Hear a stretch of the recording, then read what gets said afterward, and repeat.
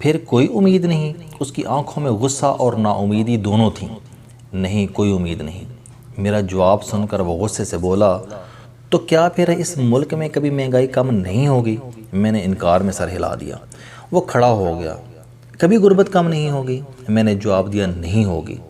وہ بولا، کبھی روزگار میں اضافہ نہیں ہوگا؟ میں نے کہا، نہیں ہوگا۔ وہ بولا، ہم لوگوں کو کبھی انصاف نہیں ملے گا؟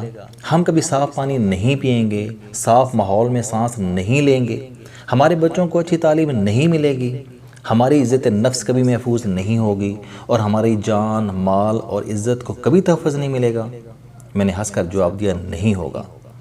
آپ کو یہ کبھی نہیں ملے گا۔ وہ مایوس ہو گیا اور اس نے مایوسی میں مجھ سے پوچھا، پھر اس ملک کا کیا فائدہ؟ میں نے ہنس کر جواب دیا، ہاں، اس کا کوئی فائدہ نہیں، بلکہ میں اگر یہ کہوں کہ دنیا کے کسی بھی ملک کا کوئی فائدہ نہیں تو یہ غلط نہیں ہوگا۔ وہ حیرت سے میری طرف دیکھنے لگا۔ ہم کتابوں کی دکان میں کھڑے تھے اور تمام گاہک ہماری گفتگو سن رہے تھے۔ میں بولنے کے کاروبار سے وابستہ ہوں، چنانچہ مجھے یہاں مجمع لگانے کا موقع ملتا ہے۔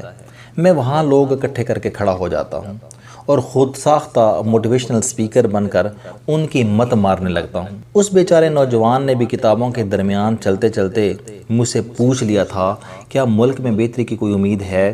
یہ سن کر میں نے اسے اسی طرح دیکھا جس طرح شکاری شکار کو دیکھتا ہے، اور ہنس کر جواب دیا، کوئی نہیں ہے۔ اور پھر یہاں سے ہمارا مکالمہ شروع ہو گیا۔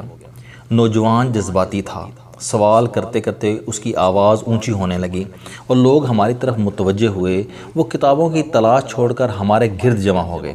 دکاندار بھی ہماری طرف متوجہ ہو گیا۔ مجمع تیار تھا اور میں موٹیویشنل سپیکر بن کر درمیان میں کھڑا تھا۔ نوجوان کے سوال اور میرے بد لحاظ جواب دونوں نے مجمع کو گرما دیا تھا، اور لوگ مجھے نفرت سے دیکھ رہے تھے۔ ان کا خیال تھا کہ میں ایک بدتمیز اور بد لحاظ انسان ہوں، مجھے دوسروں کا دل رکھنا نہیں آتا۔ وہ بیچارہ مجھ سے پوچھ ہی بیٹھا تھا تو مجھے بدتمیزی سے جواب نہیں دینا چاہیے تھا، شائستگی اور تہذیب کا خیال رکھنا چاہیے تھا۔ میں نے ان کی آنکھوں میں نفرت کی آگ دیکھ لی اور مجھے محسوس ہوا میرے بولنے کا وقت آ چکا ہے۔ میں اگر اب بھی چپ رہا تو یہ لوگ میرے اوپر حملہ کر دیں گے۔ میں نے پیار سے نوجوان کے کندھے پر ہاتھ رکھا اور ہنس کر کہا، بیٹا، دنیا کے آدھے بڑے مسئلے انسان کے ذاتی مسئلے ہوتے ہیں، اور دنیا کا کوئی ملک، کوئی معاشرہ یہ مسئلے حل نہیں کر سکتا، یہ انسان نے خود حل کرنے ہوتے ہیں۔ دنیا میں آج تک کسی ملک میں مہنگائی کم نہیں ہو سکی، یہ ہر دور میں بڑھتی رہی اور یہ مستقبل میں بھی بڑھتی رہے گی، چنانچہ اس کی کمی کا شکار کرنے والے لوگ احمق ہیں۔ دنیا میں مہنگائی سرے سے کوئی ایشو نہیں ہے، ایشو انکم ہے۔ مہنگائی چٹان کی طرح ہوتی ہے، اس کا وزن کم نہیں ہوتا، لہٰذا ہمیں چٹان کا وزن کم کرنے کے بجائے اپنے بازوؤں کی طاقت بڑھانی پڑتی ہے۔ آپ اگر اپنی انکم بڑھا لیں گے تو مہنگائی خود بخود کم ہو جائے گی۔ اسی طرح اگر آپ کے پاس پیسہ ہے تو آپ کے لیے بوئنگ جہاز بھی سستا ہوگا۔ آپ کی جیب اگر خالی ہے تو پھر سائیکل بھی مہنگی ہوگی، اور انسان نے اپنی انکم خود بڑھانی ہوتی ہے۔ دنیا کا کوئی ملک، کوئی حکومت انسان کی انکم نہیں بڑھا سکتی۔ آپ کو امریکہ اور چین میں بھی بیکاری نظر آئیں گے، جبکہ روانڈا جیسے ملک میں بھی لوگوں نے جہاز رکھے ہوئے ہیں۔ چنانچہ مہنگائی باہر نہیں ہوتی، یہ آپ کے اندر ہوتی ہے، اسے آپ نے اپنے اندر سے ٹھیک کرنا ہوتا ہے۔ مجمع کا غصہ کم ہو گیا اور وہ لوگ میری طرف دیکھ کر ہاں میں سر ہلانے لگے۔ میں نے عرض کیا کہ غربت بھی انفرادی مسئلہ ہوتا ہے۔ آپ اپنے بہن بھائیوں، دوستوں اور رشتہ داروں کو دیکھیں، آپ اپنے محلے، اپنے شہر کے لوگوں کو دیکھیں، آپ کو ان میں ارب پتی بھی ملیں گے، کروڑ پتی بھی، لاکھ پتی بھی، اور روپے کو ترستے لوگ بھی، اور یہ سب ایک ہی ملک، ایک ہی شہر، ایک ہی محلے اور ایک ہی خاندان کے لوگ ہیں۔ گویا ملک، قبیلے یا خاندان کسی کو امیر یا غریب نہیں بنا سکتے۔ دنیا کے تمام لوگ برابر ہوتے ہیں۔ ہم اپنی مرضی سے غریب یا امیر بنتے ہیں۔ ہم کام کریں گے امیر ہو جائیں گے، نہیں کریں گے غریب رہ جائیں گے۔ میں نے لمبا سانس کھینچا اور عرض کیا، ملک کسی شخص کو روزگار فراہم نہیں کر سکتے۔ ہم اگر پروفیشنل ہیں، ہم اگر محنتی اور ایماندار ہیں تو پھر دنیا کا کوئی شخص ہمیں بے روزگار نہیں کر سکے گا، اور ہم اگر نالائق ہیں، ہم بے ایمان، سست اور نکھٹو ہیں تو پھر ہم بل گیٹس کے گھر پیدا ہو کر بھی بے روزگار رہیں گے۔ دنیا ہمیں چپڑاسی تک نہیں رکھے گی۔ مہاتما گاندھی بھارت کے فادر آف نیشن ہیں، لیکن ان کا بیٹا ہری لال اس انڈیا میں فٹ پاتھ پر مرا تھا اور 33 لاکھ مربع کلومیٹر تک پھیلے ملک میں اس کے لیے سر چھپانے کی کوئی جگہ نہیں تھی۔ کیوں؟ کیونکہ وہ نالائق اور شرابی تھا۔ مجھے چند دن پہلے دنیا کے نامور لوگوں کے بچوں کے بارے میں ایک کتاب پڑھنے کا اتفاق ہوا۔ آپ یہ جان کر حیران ہوں گے کہ دنیا کے 99% کامیاب لوگوں کے بچوں نے عسرت اور بے چارگی میں زندگی گزاری۔ کیوں؟ کیونکہ یہ لائق والدین کے نالائق بچے تھے۔ چنانچہ جب آپ کو باپ کی دولت بھی کامیاب نہیں بنا سکتی تو پھر ملک آپ کو روزگار کہاں سے دے گا؟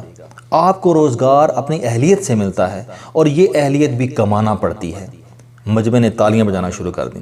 میں نے مداری کی طرح جھک کر ان کا شکریہ ادا کیا اور پھر عرض کیا، باقی رہ گیا صاف پانی، صاف ماحول، معیاری تعلیم، عزت نفس اور جان مال اور عزت کا تحفظ۔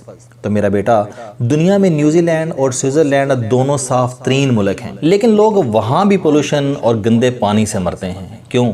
کیونکہ انسان اگر خود صاف پانی نہیں پیے گا، یہ اگر خود اپنا ماحول صاف نہیں رکھے گا تو پھر دنیا کی کوئی طاقت اسے پولوشن فری ماحول اور صاف پانی نہیں دے سکے گی۔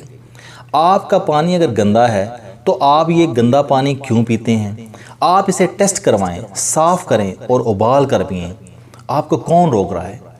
آپ گھر میں پودے اور درخت لگائیں، آپ کو کس نے روکا ہے؟ اور آپ اپنا جسم اور گلی صاف رکھیں، آپ کو کس نے منع کیا ہے؟ یاد رکھیں، دنیا کی کوئی حکومت آپ کو نہلا نہیں سکتی۔ آپ اگر گند ڈالنے کی علت میں مبتلا ہیں تو پھر فرشتے بھی آ کر اسے نہیں سمیٹ سکیں گے۔ یہ کام بھی آپ نے خود کرنا ہے۔ معیاری تعلیم کے لیے کوشش بھی خود کرنی پڑتی ہے۔ آپ محنت کریں، پیسے کمائیں اور بچوں کو اچھی تعلیم دلوائیں۔ امریکہ اور یورپ میں بھی ہر سال لاکھوں بچے تعلیم سے محروم رہ جاتے ہیں۔ یہ کس کے بچے ہیں؟ یہ نالائق اور بے حس لوگوں کے بچے ہیں۔ جبکہ دنیا میں 428 ایسے ادارے ہیں جن کی فیسیں کروڑوں میں ہیں اور لوگوں کو وہاں داخلہ نہیں ملتا۔ ان اداروں میں کون داخلہ لیتے ہیں؟ وہ لوگ لیتے ہیں جو ایسے اداروں کے لیے پیسے کماتے ہیں۔ آپ بھی کمائیں اور اپنے بچوں کو وہاں پڑھائیں۔ عزت نفس بھی ذاتی سرمایہ ہوتی ہے۔ آپ خود دوسروں کی عزت نفس کا خیال رکھیں، دوسروں کو عزت دیں، لوگوں اور اداروں کا احترام کریں، دائیں بائیں موجود لوگوں کو سپیس دیں، آپ کی عزت نفس محفوظ ہو جائے گی۔ یہ کیسے ممکن ہے کہ آپ سڑک پر چلتے چلتے دوسروں کو گالی دے دیں اور آپ کی اپنی عزت نفس محفوظ رہ جائے؟ آپ اگر اپنی عزت نفس نہیں بچانا چاہتے تو پھر دنیا کو کوئی ملک آپ کی عزت نفس نہیں بچا سکتا۔ جان بھی آپ کی اپنی ہوتی ہے، مال بھی اور عزت بھی، اور ان کی حفاظت بھی آپ نے خود کرنی ہوتی ہے۔ آپ اگر اپنی عزت، مال اور جان کا پہرا نہیں دیں گے تو پھر یہ یورپ سے لے کر امریکہ تک دنیا کے کسی کونے میں محفوظ نہیں ہوگی۔ کیا امریکہ میں لوگ قتل نہیں ہوتے؟ کیا وہاں ڈکیتیاں اور عزتیں پامال نہیں ہوتی ہیں؟ اگر امریکہ اپنے شہریوں کو عزت، مال اور جان کا تحفظ نہیں دے پا رہا تو پھر دنیا کا کوئی ملک نہیں دے سکے گا۔ لہٰذا ہمارے سارے مسئلے انفرادی ہیں اور یہ ہم سب نے خود حل کرنے ہیں۔ میں خاموش ہو گیا۔ مجمع خاموشی سے میری طرف دیکھنے لگا۔ اچانک کونے سے آواز آئی، اور انصاف؟ میں نے کہا، یہ بھی انسان نے خود تلاش کرنا ہوتا ہے۔ حشر کے میدان میں بھی انسان اپنا مقدمہ خود لڑے گا۔ جب ہمیں اللہ کے سامنے بھی خود کو خود ہی بے گناہ ثابت کرنا ہے تو پھر تو یہ دنیا ہے، اور یہ دنیا نا انصافیوں کا گھر ہے۔ مجمع کے ایک کونے سے تالی کی آواز آئی اور پھر سب تالیاں بجانے لگے۔ میں نے آخر میں عرض کیا کہ دنیا میں کوئی مسئلہ نہیں، صرف مائنڈ سیٹ مسئلہ ہے۔ ہم اگر اپنا دماغ ٹھیک کر لیں تو دنیا کے سارے مسئلے حل ہو جائیں گے، لیکن ہم اپنے مسئلوں کے حل کے لیے حکومتوں اور ملکوں کی طرف دیکھ رہے ہیں۔